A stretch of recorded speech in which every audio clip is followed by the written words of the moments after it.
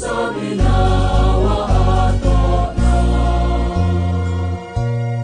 بسم الله الرحمن الرحيم. السلام عليكم ورحمة الله وبركاته. الحمد لله نحمده ونستعينه ونستغفره ونعوذ بالله من شرور أنفسنا ومن سيئات أعمالنا. من يهده الله فلا مضل له ومن يضلل فلا هادي له. وأشهد أن لا إله إلا الله وحده لا شريك له وأشهد أن محمدا عبده ورسوله. اللهم صل وسلم وبارك على نبينا محمد وعلى آله وصحبه وسلم تسليما مزيدا. وبعد إخواني وأخواتي بالدين عزكم الله. Bapak Ibu sekalian yang dimuliakan oleh Allah Subhanahu wa taala. Alhamdulillah kembali kita bersyukur kepada Allah Subhanahu wa taala atas karunia-Nya. Kembali kita bisa berkumpul di tempat yang mulia ini. Kita berharap mudah-mudahan Allah Subhanahu wa taala menjadikan kumpulnya kita di tempat ini jadi sebab Allah Subhanahu wa taala ampuni dosa-dosa kita dan Allah mudahkan jalan untuk kita menuju kepada surganya. Amin ya rabbal alamin. Ikhwani wa akhwati fiddin azakumullah, sebagaimana menjadi sebuah kebiasaan dari kaum muslimin ketika mereka ini berada di dalam bulan Rajab atau masuk di dalam bulan Rajab, selalu mereka akan teringat dengan sebuah peristiwa besar yang terjadi di dalam sejarah Islam. Peristiwa yang mungkin semua sudah tahu, yakni berkaitan dengan Isra dan Mi'raj. Isra dan Mi'raj. Meskipun sebenarnya Isra dan Mi'raj ini tidak disepakati bahwasanya dia terjadi di bulan Rajab. Artinya ada yang berkata di bulan Syawal, ada yang berkata di bulan Ramadan, ada yang berkata di bulan lain, dan juga ada yang berkata di bulan Rajab. Akan tetapi kebanyakan manusia mereka menganggap bahwasanya peristiwa Isra dan Mi'raj itu terjadi di bulan Rajab, di tanggal 27 Rajab. Padahal tidak ada yang bersepakat berkaitan dengan penanggalan tersebut. Tapi penanggalan 27 Rajab ini adalah penanggalan yang dipilih, salah satunya adalah Imam Ibnu Rajab Al-Hambali. Karena tahu juga ulun apa karena ngaran Sidin Ibnu Rajab jadi merojehkan yang Rajab. Akan tetapi 27 Rajab adalah menjadi seperti pengetahuan banyak daripada kaum muslimin. Wallahu a'lam, kita tidak terlalu peduli dengan tanggalnya mau tanggal berapa. Yang jelas peristiwa tersebut adalah peristiwa yang kita hendaknya bisa mengambil pelajaran, mengerti tentang apa yang terjadi berkaitan dengan Rasulullah SAW. Para ulama berkata bahwasanya peristiwa Isra dan Mi'raj ini ibarat sebuah hiburan bagi Nabi SAW. Artinya Nabi ini dihibur oleh Allah Subhanahu wa taala. Kenapa beliau dihibur? Karena pada saat itu Nabi SAW ini benar-benar susah, benar-benar sulit di dalam urusan dakwah. Artinya dakwahnya ini nggak diterima, dakwahnya ini sedikit sekali orang yang mau mengikut kepada Nabi SAW, dan ini menjadikan beliau SAW susah. Lalu ditambah lagi dengan orang-orang yang membacking beliau SAW ini meninggal dunia. Ada Ibunda Khadijah, ada paman beliau Abu Talib. Dua-duanya meninggal dunia, padahal dua-duanya inilah yang melindunginya. Karena dulu Nabi SAW ini akan selalu dicarikan cara untuk dibunuh. Tetapi mereka ini terhalang oleh Abu Talib. Mereka takut kalau sampai membunuh Nabi Muhammad SAW, yang jadi urusan nanti bukan cuma urusan dengan keluarga Nabi, tapi akan berurusan dengan Bani Abdul Muttalib dan akan berurusan dengan Bani Hashim. Maka ini yang mereka takutkan. Nah, hari ini pelindungnya tidak ada, maka terbuka jalan untuk menyakiti Nabi SAW. Yang berikutnya juga, kenapa Nabi begitu susah? Karena Nabi mencoba untuk mencari tempat dakwah yang lain. Beliau pergi ke Taif, dan di Taif beliau berdakwah, tapi ternyata dakwah di sana pun juga gagal. Artinya Nabi pada saat itu benar-benar dalam kesulitan, benar-benar dalam, kalau kita ini kesumpekan Pak, sumpek yang luar biasa berkaitan dengan risalah yang diperintahkan oleh Allah Subhanahu wa taala untuk disampaikan kepada beliau sallallahu alaihi wasallam. Maka di dalam kesumpekan tersebut, dalam kesempitan keadaan pada saat itu, maka Allah Subhanahu wa taala pun kemudian menghibur beliau dengan memperjalankan Nabi Muhammad SAW dari kota Makkah menuju ke langit yang ketujuh. Ini sebuah hiburan yang dikatakan oleh Nabi SAW. Kemudian hikmah apa yang bisa kita ambil? Maka kita bisa mengambil pelajaran. Seperti apapun yang namanya kesulitan, seperti apapun yang namanya kesusahan, kita bisa melihat kesusahan Nabi SAW. Begitu susah, begitu payah, begitu sempit keadaan yang ada di sekitar beliau ini tadi. Tapi kemudian apa yang terjadi? Allah Subhanahu wa taala memberikan kepada beliau kelapangan. Maka kita pun ketika berada di dalam kesulitan, berada dalam kesusahan, seberat apapun kesusahan itu, maka tetaplah bersabar dan tetaplah istiqamah. Karena kita membayangkan Pak, kalau kita kira-kira yang dihadapkan pada masalah Nabi tersebut, dakwah ke sana kada dihirani, dakwah ke sana kada dihirani, lari ke sana untuk menjelaskan kepada umat, tidak ada yang mau ikut. Kira-kira kalau kita pensiun ya Pak. Tapi Nabi SAW tidak istiqamah beliau. Maka dalam keadaan istiqamah seperti kita pula, ketika kita dalam kesulitan, istiqamah di jalan Allah Subhanahu wa taala, pasti Allah Subhanahu wa taala akan memberikan akhir yang bahagia bagi siapapun yang susah, kesulitannya berat, lalu tetap istiqamah. Allah pasti akan memberikan kebahagiaan di akhir daripada semua urusan tersebut. Dan Isra Mi'raj juga menjadi satu perkara yang diperselisihkan di kalangan para ulama. Artinya banyak masalah yang dibahas di dalam masalah Isra Mi'raj itu. Mereka membahas apakah Nabi itu Isra dan Mi'raj itu dalam keadaan bangun atau dalam mimpi. Mereka juga membahas apakah Nabi SAW itu Isra dan Mi'raj itu dengan ruhnya saja atau dengan jasadnya. Maka para ulama mengatakan yang rajih daripada perselisihan para ulama ini, yang paling kuat dalil mereka adalah Nabi SAW itu diisrakan dan mi'raj itu dalam keadaan terjaga, dalam keadaan tidak tidur, bukan mimpi, bangun Nabi. Dan yang berangkat adalah ruh dan jasadnya. Artinya badan Nabi SAW yang apa adanya, itulah yang berangkat. Kenapa ini dikatakan sebagai sesuatu yang paling rajih? Kalau cuma mimpi, ya nggak ada istimewanya ya kalau Pak. Antum kan boleh aja kalau mimpi ke langit sana, boleh. Kalau kawin lawan bidadari misalnya, boleh aja kan. Misalnya main bola tapi bolanya matahari misalnya, tapi mimpi, boleh saja. Nah ini menjadi sesuatu yang istimewa, sesuatu yang dahsyat, yang menjadikan sampai orang Quraisy nggak percaya dengan Nabi SAW karena ini dengan ruh dan jasad dan dalam keadaan terjaga. Misalnya Nabi itu ngomong kepada Abu Jahal, Abu Jahal, ana semalam mimpi nang kayak ini. Paling jar Abu Jahal, kayak mimpi ya. Tapi Nabi karena tidak mimpi, makanya dia protes, makanya dia mendustakan Rasulullah Sallallahu Alaihi Wasallam.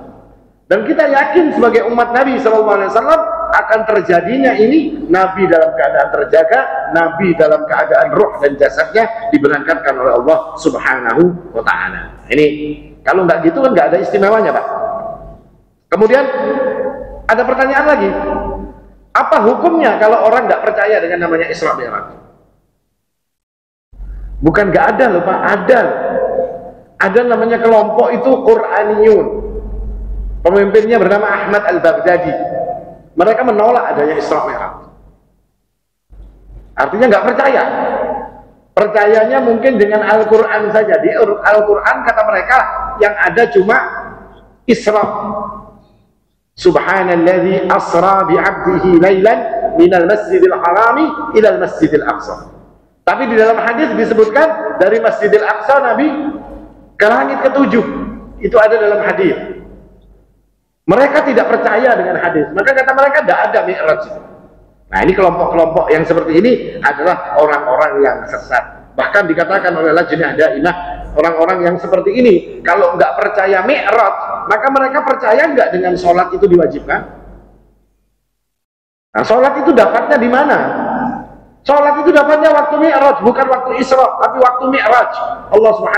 Rasulullah SAW dipanggil oleh Allah Subhanahu wa Ta'ala. Ini berbagai model manusia, banyak yang model seperti ini. Artinya nggak percaya dengan keadaan yang seperti itu. Bahkan kalau nggak percaya kepada dua-duanya, maka ini sudah dianggap oleh Lajnah Daimah sebagai orang yang sudah nggak beriman lagi, karena dia telah mendustakan ayat-ayat Allah Subhanahu wa Ta'ala. Lalu sikap kita ini seperti apa pada perkara-perkara yang seperti ini, perkara-perkara yang gaib, yang mungkin akal kita nggak sampai? Bagaimana mungkin akal kita akan sampai orang dari Mekah menuju Madinah ke langit ketujuh, balik lagi ke Mekah semalaman ya? Akal kita nggak nyampe. Tapi apa yang harus kita lakukan sebagai seorang muslim? Abu Bakar As-Siddiq radhiyallahu anhu ngasih contoh ke kita. Ketika Nabi menceritakan tentang Isra dan Mi'rajnya, maka orang-orang Quraisy itu mendustakan Nabi. Lalu mereka melihat orang yang paling membenarkan Nabi adalah Abu Bakar As-Siddiq. Abu Bakar ini orang yang apa kata Nabi dia percaya. Apapun ujar Nabi, dia percaya. Maka orang-orang Quraisy mendatangi Abu Bakar As-Siddiq. Untuk apa mendatangi? Supaya Abu Bakar nggak percaya. Kalau Abu Bakar sudah nggak percaya, bubrah sudah umatnya Nabi Muhammad ini. Nggak ada lagi orang yang akan ikut dengan Nabi Muhammad. Didatanginya Abu Bakar, lalu dikatakan, wahai Abu Bakar, tahu kamu apa yang diceritakan oleh temanmu itu? Apa kata Abu Bakar? Dia mengatakan telah pergi ke Masjidil Aqsa, lalu dia pergi ke langit ketujuh, balik lagi dalam waktu semalam. Apa jawab Abu Bakar As-Siddiq radhiyallahu anhu? Makanya beliau digelari As-Siddiq. Kata beliau, wallahi la in kana qalahu laqad sadaqa. Demi Allah, kalau dia mengatakan seperti itu, benar apa yang diucapkannya. Kata Abu Bakar As-Siddiq. Ini Quraisynya kaget. Ini orang supaya nggak percaya kok malah percaya. Kalau dia mengatakan itu, kata Abu Bakar, maka aku benar apa yang dikatakan. Fama yu'jibukum min dzalik. Apanya yang aneh menurut kalian? Dia pergi ke langit dalam waktu satu malam, balik lagi. Apanya yang aneh? Kata Abu Bakar As-Siddiq. Wallahi innahu la yukhbiruni innal khabara la ya'tihi minas sama'i ilal ardi fi sa'atin min laylin aw naharin fa usaddiquh. Dia itu menceritakan kepada saya, telah datang kabar dari langit. Artinya datang wahyu, telah datang kabar dari langit pada saat ke bumi ini turun kabar dari langit di waktu malam ataupun di waktu siang. Yang seperti itu saya percaya, kata Abu Bakar As-Siddiq. Nah, kalau yang seperti ini fahada ab'adu mimma tu'jibuna minhu. Yang kalian ceritakan cuma berangkat ke langit bulik satu malam itu nggak ada apa-apanya kalau dibandingkan dengan yang saya percaya bahwasanya Nabi ini dapat wahyu dari langit, ada kabar langit yang turun kepada beliau sallallahu alaihi wasallam. Kalau dibandingkan dengan Isra dan Mi'raj, kata Abu Bakar, ini nggak ada apa-apanya Isra Mi'raj ini. Kecil saja kalau dibandingkan Nabi mendapatkan wahyu di saat malam ataupun saat siang ada kabar yang turun dari langit. Nah, ini sikap seorang muslim, sikap seorang mukmin ya harus seperti Abu Bakar. Apapun yang datang dari mulut Nabi SAW, kita akan mengatakan shadaqa Rasul, ya kan? Benar apa yang dikatakan oleh Rasulullah, karena beliau wa ma yantiqu 'anil hawa in huwa illa wahyun yuha. Nabi tidak pernah mengatakan sesuatu berdasarkan hawa nafsunya, tapi Nabi SAW mengatakan sesuatu berdasarkan wahyu yang Allah wahyukan kepada beliau Sallallahu Alaihi Wasallam. Nah, ini berkaitan dengan Isra dan Mi'raj. Artinya Isra dan Mi'raj itu adalah untuk menghibur Nabi Sallallahu Alaihi Wasallam. Tapi apakah cuma untuk hiburan saja? Ternyata tidak. Allah Subhanahu wa Ta'ala ini selain menghibur Nabi Sallallahu Alaihi Wasallam dengan memperjalankan di dalam Isra dan Mi'raj, Allah Subhanahu wa Ta'ala juga ingin menunjukkan bahwasanya engkau wahai Rasul, meskipun orang-orang di Arab Quraisyana merendahkanmu, mengatakan engkau gila, mengatakan engkau tukang sihir, mengatakan engkau dukun, mengatakan dengan gelaran-gelaran yang jelek, tapi Allah Subhanahu wa taala ingin menunjukkan kepadamu bahwasanya engkau ini orang yang dimuliakan oleh Allah Subhanahu wa taala. Maka diajaklah Nabi untuk Isra Mi'raj, untuk dikasih tahu engkau ini orang mulia, kata Allah Subhanahu wa taala. Apa di antara perkara yang menunjukkan atau yang menjadi bukti bahwasanya Nabi SAW itu dimuliakan oleh Allah Subhanahu wa taala? Yang pertama kata para ulama, takrimul awal, at-takrimu bil idhafati ilal karimi jalla jalaluh. Allah Subhanahu wa taala itu menggandengkan, menyandarkan nama Nabi SAW itu dengan namanya. Artinya dalam surat Isra itu Allah mengatakan subhanalladzi asra bi'abdihi. Maha suci Allah yang memperjalankan hambanya, disandarkan namanya kepada Allah Subhanahu wa taala. Artinya apa ini, Pak? Artinya Allah itu telah mengakui Nabi sebagai hambanya Allah Subhanahu wa taala, diakui oleh Allah Subhanahu wa taala. Kenapa Nabi bisa diakui ibadahnya oleh kehambaannya oleh Allah Subhanahu wa taala? Artinya apa yang dilakukan Nabi di dalam urusan ibadah itu sudah di ACC, benar kata Allah Subhanahu wa taala.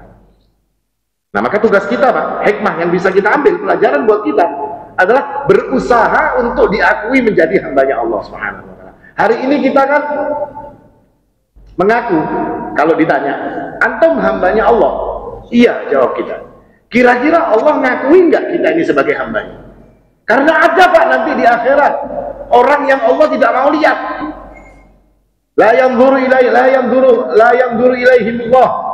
Allah tidak melihat kepada mereka, wala yukallimuhum, dan Allah tidak berbicara kepada mereka, wala yuzakkihim, Allah tidak mau mengampuni. Pokoknya kada dihirani oleh Allah Subhanahu wa taala. Kenapa sampai seperti itu? Karena Allah tidak mengakui dia sebagai hambanya, meskipun dia mengaku sebagai hambanya Allah Subhanahu wa taala dalam artian ubudiyah, dalam artian ibadah. Kalau dalam artian secara umum ya semua hambanya Allah, ya kan? Jangankan kita, kucing juga hambanya Allah, Pak.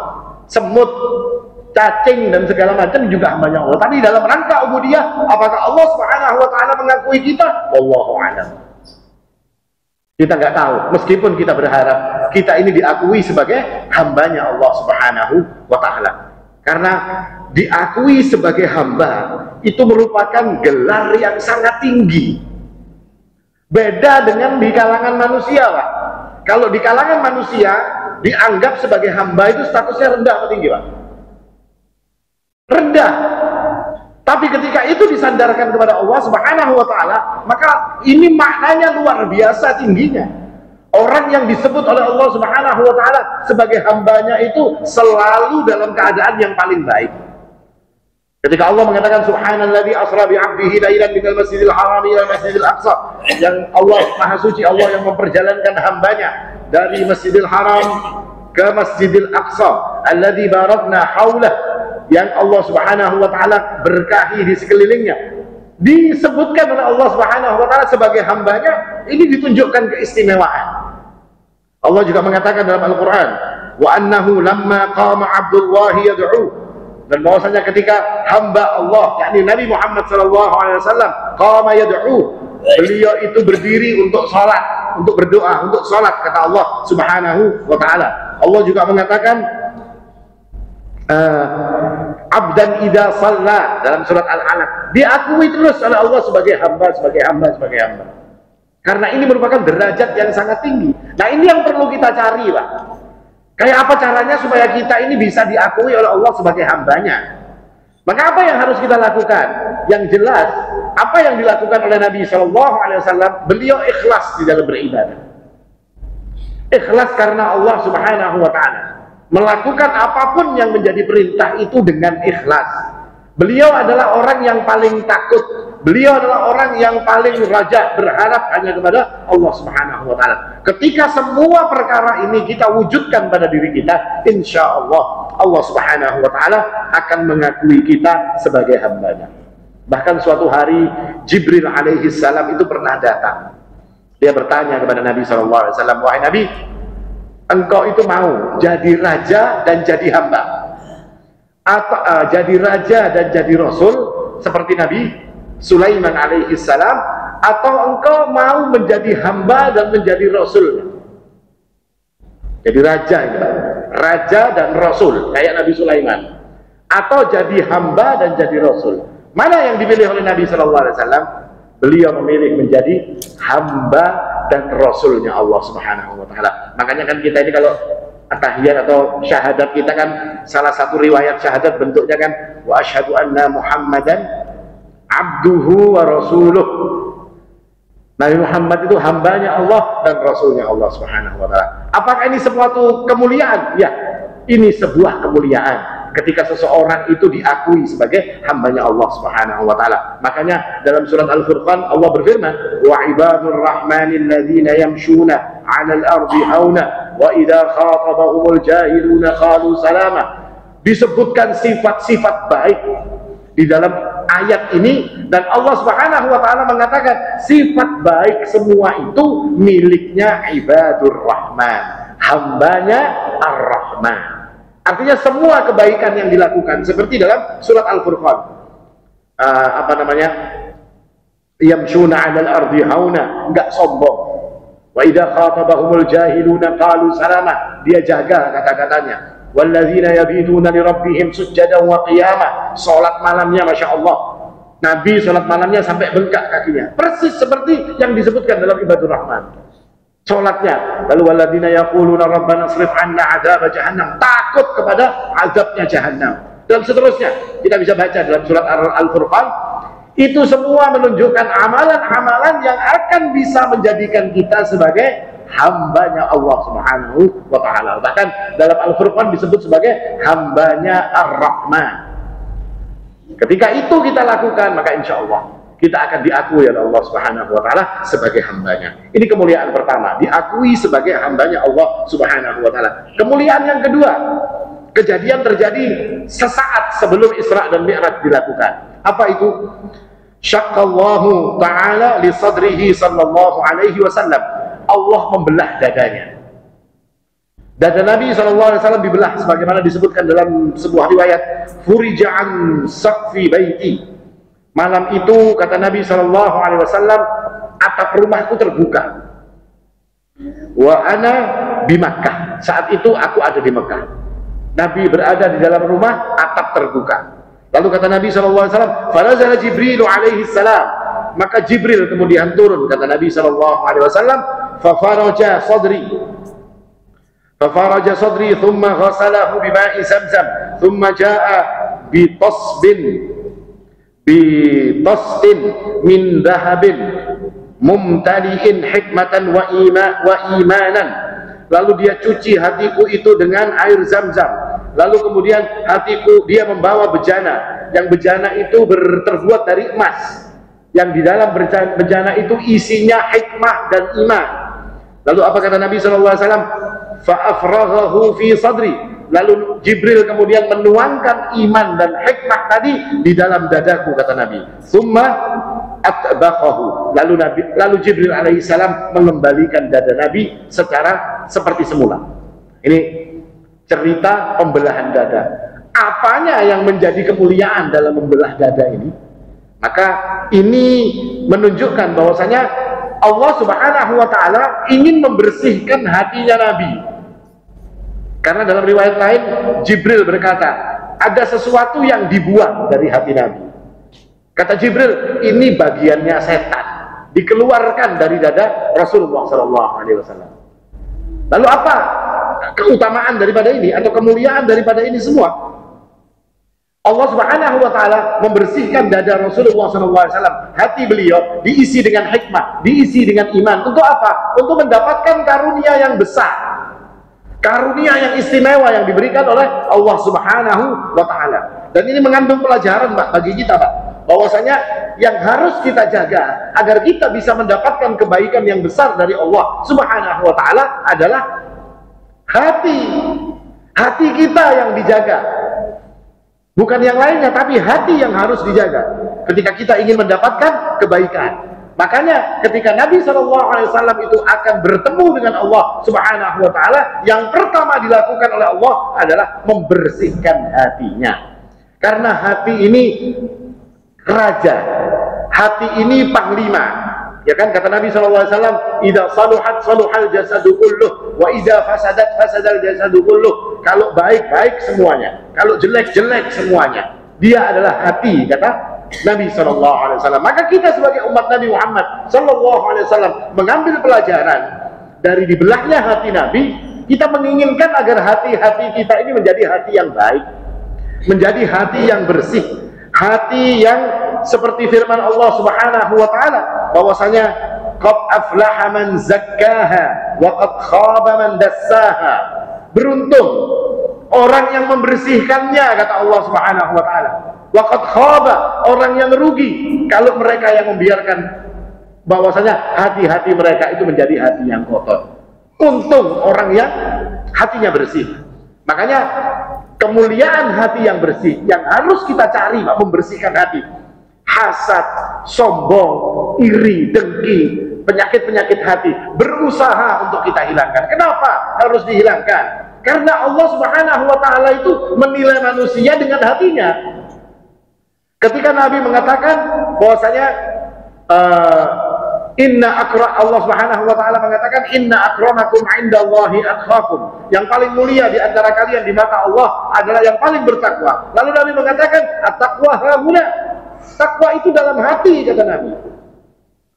Ketika Allah Subhanahu wa taala mengatakan orang yang akan selamat kelak di akhirat. Allah mengatakan yauma la yanfa'u malun wala banun. Hari di mana harta dan anak buah kada pakai guna, tidak ada gunanya.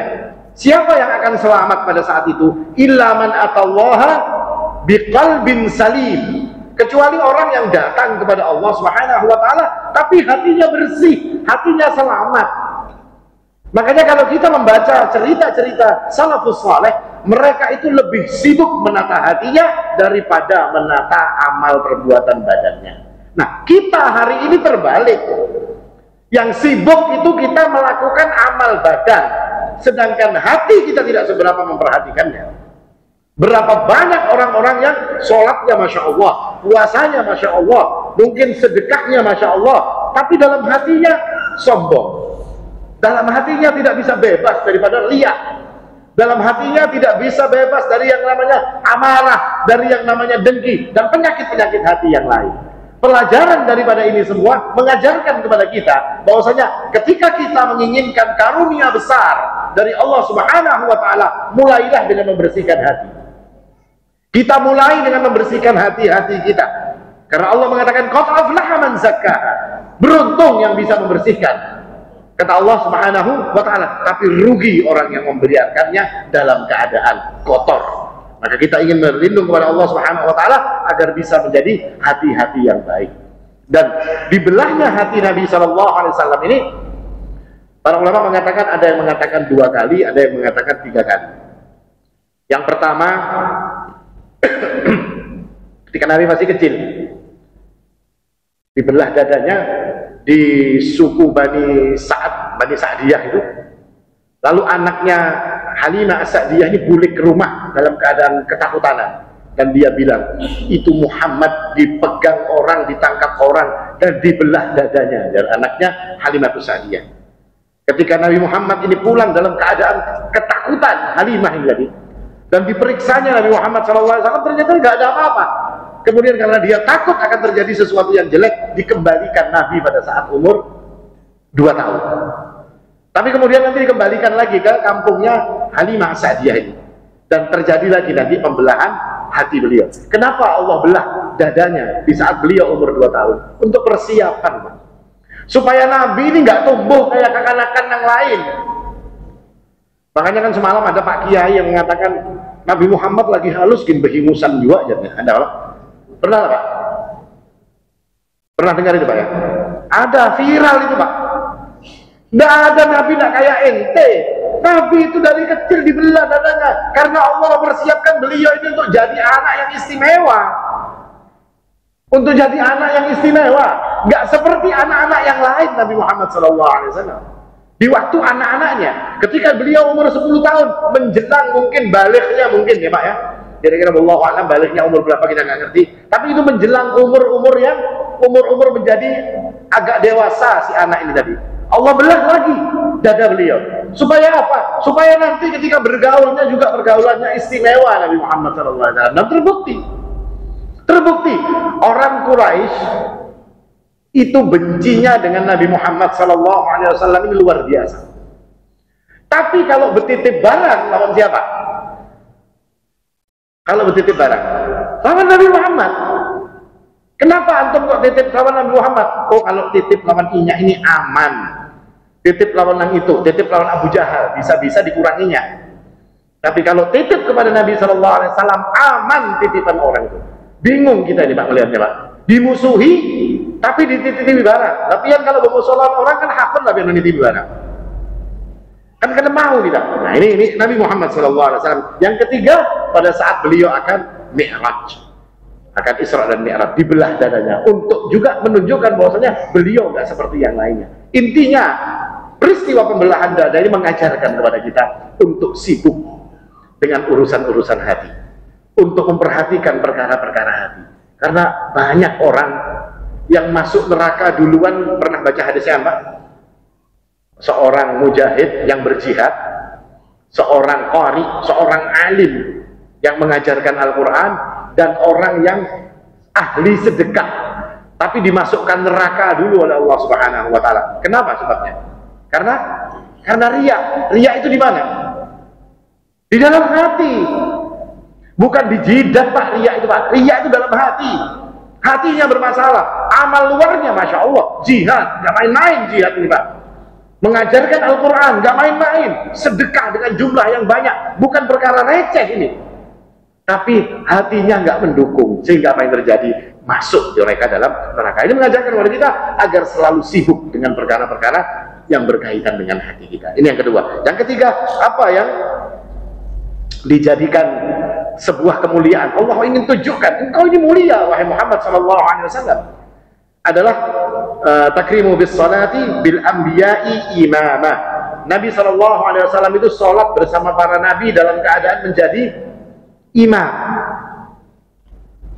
Kalau pian pernah, kalau subuh itu biasanya Pak, di masjid-masjid saudara-saudara kita ini kan ada salatu wassalamu alaik.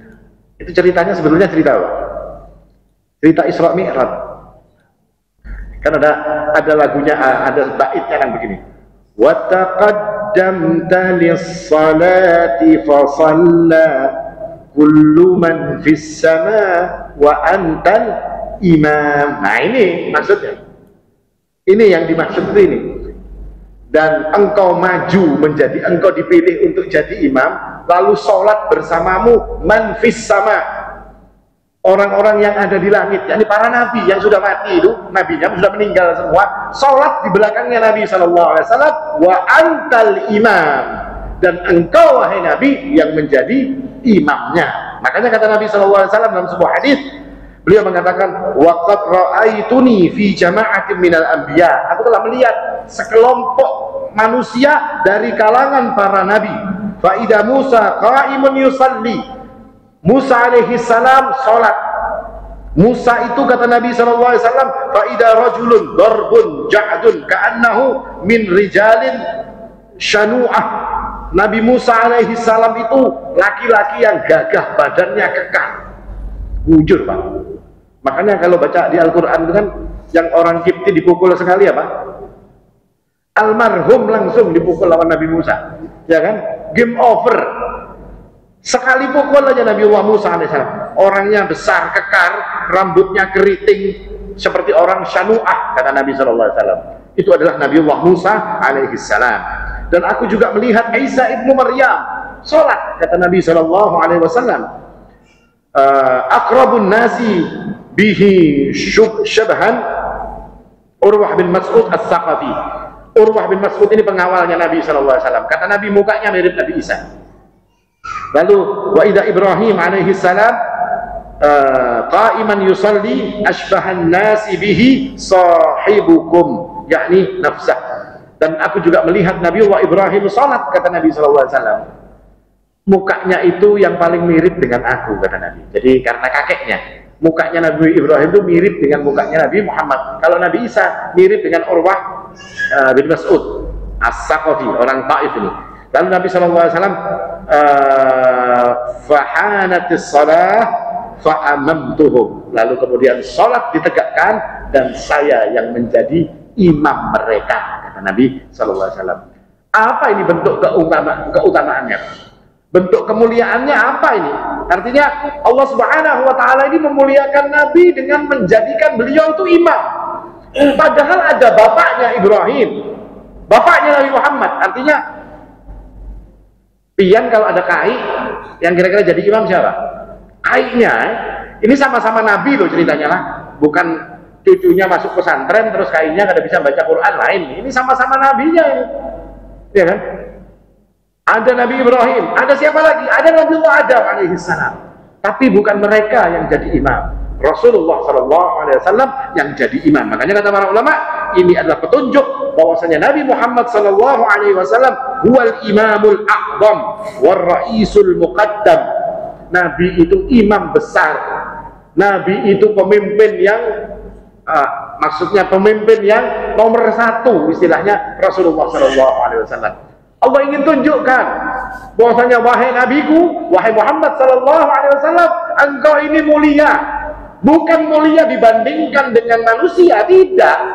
Engkau ini dibandingkan dengan para nabi, engkau itu yang paling top, engkau yang paling besar. Allah ingin tunjukkan kepada Nabi SAW. Makanya Nabi mengatakan dalam sebuah hadis, beliau mengatakan, ana sayyidu waladi Adam yaumal qiyamah. Aku sayyidnya, pemimpinnya anak-anak Adam kelak pada hari kiamat, kata Nabi SAW. Wa awwalu man yanshaqqu anhul qabr. Dan aku adalah orang yang pertama kali dikeluarkan dari dalam kubur ketika kiamat terjadi. Dan aku adalah orang yang pertama kali, kata Nabi SAW, yang akan bisa memintakan syafaat dan memberikan syafaat dengan izin Allah Subhanahu wa Ta'ala. Ini Rasulullah SAW. Peristiwa ini terjadi kapan? Pada waktu Mi'raj, Isra dan Mi'raj tadi. Allah ingin tunjukkan engkau itu mulia wahai Nabi, bukan dibanding dengan Abu Jahal, Walid bin Mughirah atau yang lain-lainnya, tidak. Dibandingkan para nabi, engkau ini paling mulia, kata Allah Subhanahu wa Ta'ala. Nah ini menunjukkan bahwasanya Allah itu benar-benar menghibur Nabi ini. Nggak ada lagi yang tersisa untuk menjadikan hati Nabi SAW ini senang. Allah itu paling susah kalau astagfirullah. Allah itu paling nggak senang kalau lihat Nabi susah. Kalau Allah nggak pernah susah, Pak. Allah tidak senang kalau melihat nabinya susah. Apa kata Allah? Wala saufa yu'tika rabbuka fatardha. Allah akan memberikan apa saja kepadamu wahai Nabi, asal engkau senang, kata Allah Subhanahu wa Ta'ala. Kayak apa Pak? Pian Pak? Kalau Allah yang mengadakan kayak itu, ya kalau Pak, bos batu bara misalnya berpadah lawan kita, antum kayak apa caranya, pokoknya antum senang, hendak apa aja diberi. Himung banar kita kalau kayak itu Pak. Ini Allah Subhanahu wa Ta'ala tidak senang kalau melihat nabinya susah. Wala saufa yu'tika rabbuka fatardha. Allah akan memberikan apapun untukmu sampai engkau ridho, sampai engkau senang. Allah tidak suka ketika melihat Rasulullah SAW itu dalam keadaan sedih. Makanya siapapun yang membuat Nabi itu sedih pasti akan dihukum oleh Allah Subhanahu wa Ta'ala. Ini kekuasaan Allah Subhanahu wa Ta'ala. Lalu pertanyaannya, yang sholat bersama Nabi itu kayak apa Pak? Kan nabi-nabi, kalau nabinya kan sudah meninggal semua itu. Apakah itu cuma rohnya saja atau seperti apa? Maka para ulama mengatakan, ketika Allah Subhanahu wa Ta'ala ingin memuliakan nabinya, menunjukkan tentang mulianya nabinya, apapun bisa dilakukan oleh Allah. Para nabi yang sudah meninggal tadi dihidupkan hanya untuk apa? Hanya untuk sholat di belakang Nabi, supaya Nabi itu tahu mereka ini adalah, kamu adalah pemimpinnya mereka, dan supaya mereka tahu bahwasanya Muhammad SAW yang ada di depan kalian menjadi imam, dialah Sayyidul Anbiya wal Mursalin. Untuk itu saja Allah Subhanahu wa Ta'ala menjadikan mereka. Qadarullah seperti apa caranya kita nggak paham. Yang jelas itu jadi bukti bahwasanya Allah ingin tunjukkan tentang mulianya Nabi Muhammad SAW. Ini yang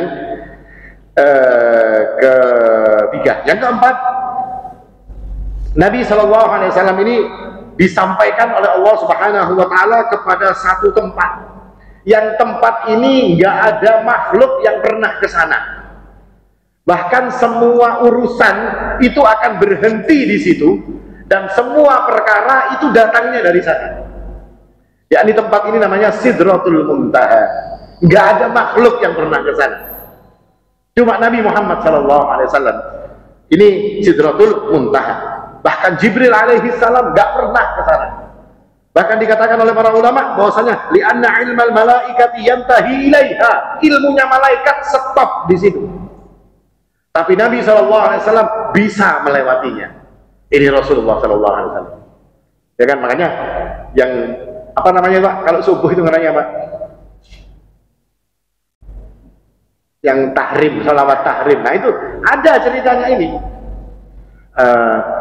Nilta wal anamuni. Apa kayak itu nah?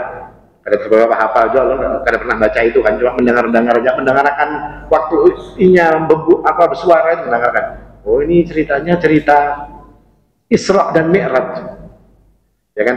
Jadi imam, terus engkau sampai pada nilta wal anamuniyam, engkau sampai kepada satu posisi yang orang tidak bisa, yaitu Sidratul Muntaha tadi. Gak ada orang yang bisa ke sana, Pak. Makanya kata Nabi SAW, apa itu Sidratul Muntaha? Sidratul Muntaha itu pohon, satu pohon yang besarnya luar biasa.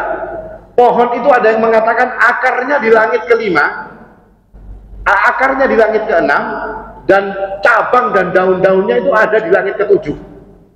Jarak antara langit keenam dan ketujuh itu 500 tahun. Tebalnya langitnya itu 500 tahun. Ditambah langit ketujuh lagi 500 tahun.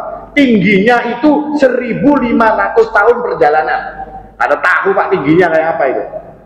Ya kalau tingginya Sidratul Muntaha. Nabi sampai di sana dan Nabi mengatakan bahwasanya faida nabquha mithlu qilalil hajar. Buahnya seperti kata Nabi SAW seperti kendi yang terbuat dari batu. Wa idza waraquha mithlu adanil filah. Daunnya seperti telinganya gajah, kata Nabi SAW. Lalu beliau mengatakan, hadihi Sidratul Muntaha. Falamma ghasyiyaha min amrillahi ma ghasyiyah. Falamma ghasyiyah taghayyarat. Ketika Allah Subhanahu wa taala menurunkan perintah, kalau Allah itu menurunkan perintah, maka Sidratul Muntaha ini berubah jadi bercahaya, lalu banyak sekali laron-laron yang terbuat dari emas. Kata di dalam riwayat, falamma ghasyiyaha min amrillahi ghasyiyah taghayyarat. Seperti apa modelnya ini tadi? Berubah warnanya dan segala macamnya. Ini kata Nabi SAW, fama ahadun min khalqillah yastati'u ayyan'ataha min husniha. Tidak ada satupun makhluk Allah yang mampu menggambarkan indahnya Sidratul Muntaha ketika Allah menurunkan perintah. Makanya dalam Al-Quran kan ada id yaghsha sidrata ma yaghsha ma zaghal basaru wa ma tagha. Ya kan? Ketika ada yang meliputi Sidratul Muntaha, maka kata Nabi SAW, ma zaghal basaru wa ma tagha. Mata tidak akan terpaling kemana-mana, cuma melihat indahnya Sidratul Muntaha. Begitu indahnya mata ini terus kepada tempat itu. Makanya kata Nabi, gak ada yang mampu untuk menyifatkan indahnya Sidratul Muntaha. Kira-kira kalau kita ini pernah melihat sesuatu yang paling indah, yang gak ada orang yang pernah melihatnya, kira-kira kita ini orang apa? VIP ya kalau Pak? Karena boleh melihat, yang melihat hanya pian aja, yang lain kada boleh. VIP, nah ini salah satu pemuliaan Allah Subhanahu wa taala kepada Nabi Muhammad. Gak ada yang boleh, hatta malaikat gak boleh naik. Cuma Nabi SAW yang berada di tempat tersebut. Masih ada waktu Pak? Habis. Secara singkat, yang lainnya lagi adalah di saat peristiwa Isra Mi'raj itu Nabi diberikan khawatim surah, disebutkan dalam sebuah hadis, fa'atiya Rasulullah SAW thalathan. Nabi diberikan 3 perkara. Ini oleh-olehnya Nabi dari Isra dan Mi'raj, dan semuanya istimewa. Apa itu? U'tiyas salawatil khams, salat 5 waktu. Itu oleh-olehnya Nabi. Yang kedua kata Nabi Muhammad, wa utiya khawatimi suratil Baqarah. 2 ayat terakhir daripada surat Al-Baqarah itu oleh-oleh dari Isra Mi'raj. Yang ketiga, kabar buat kita. Apa kabar itu?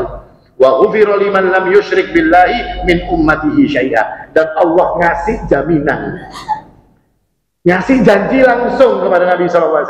Umatmu yang mati dalam keadaan tidak menyekutukan Allah Subhanahu wa Ta'ala, dosa-dosanya akan diampuni oleh Allah Subhanahu wa Ta'ala. Ini yang menjadi keistimewaan-keistimewaan yang diberikan oleh Allah Subhanahu wa Ta'ala. Termasuk juga nanti Nabi bisa masuk dalam surga untuk melihat surga. Makanya sahabat itu bilang, kalau Nabi cerita tentang surga, mata sahabat itu kayak melihat bujuran.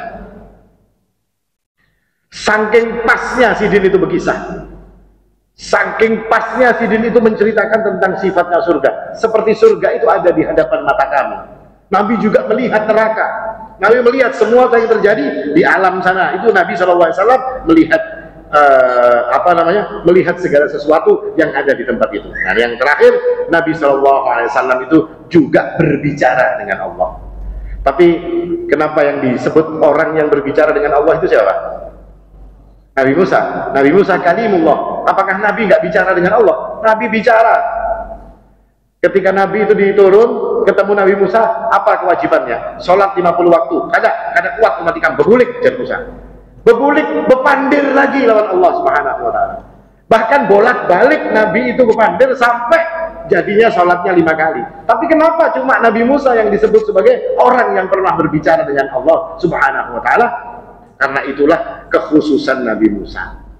Cuma khususnya Nabi Musa di situ. Tapi Nabi Muhammad SAW banyak sekali kekhususan yang diberikan kepada beliau SAW. Ini kira-kira yang bisa kita ambil pelajaran dari peristiwa Isra dan Mi'rajnya Nabi SAW. Intinya untuk menunjukkan bahwasanya Rasulullah SAW itu di saat beratnya keadaan seperti apapun, Allah Subhanahu wa Ta'ala memberikan hiburan dan menunjukkan tentang kemuliaan beliau Sallallahu Alaihi Wasallam. Dan yang terakhir, surat Isra, peristiwa Isra dan Mi'raj ini mengajarkan kepada kita tentang dari masjid ke masjid, minal masjidil haram ilal masjidil aqsa. Pelajarannya buat kita, ya buat umatnya Nabi ini, supaya menjadikan masjid ini jadi segala-galanya, pusat segala-galanya, minal masjid ilal masjid, dari masjid menuju ke masjid.